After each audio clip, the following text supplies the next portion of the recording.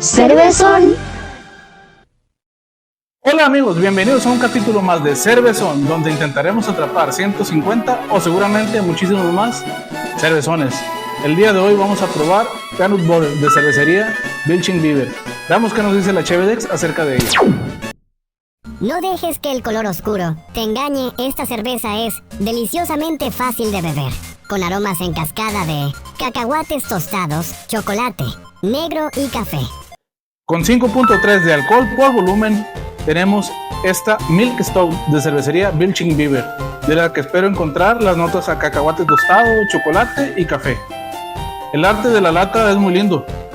Es una lata en su mayoría color rojo, detalles en dorado, y en el centro el característico castor de la cervecería Belching Beaver, con un cacahuate en la mano derecha, una cerveza en la mano izquierda y rodeado de cacahuates obviamente. Pero bueno, no hagamos más esto y que empiece la batalla.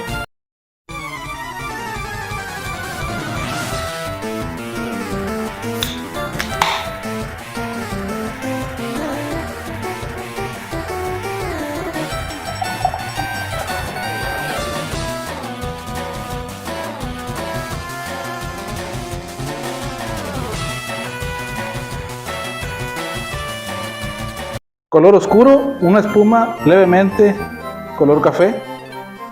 Vamos a oler. Huele mucho a mantequilla de maní, como el nombre lo sugiere, lo cumple. Muy dulce. Vamos a probar.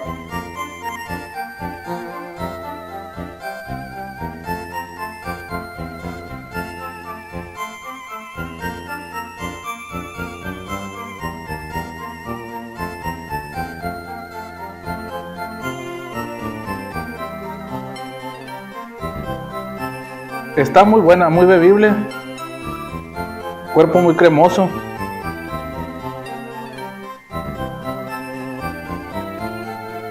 Es como si estuvieras bebiendo mantequilla de maní. Me gustó bastante. Esa cerveza la voy a calificar como sándwich de mantequilla de maní con chocolate. Muchas gracias por acompañarnos. Nos vemos en el siguiente episodio de Cervezón para seguir atrapando cervezones.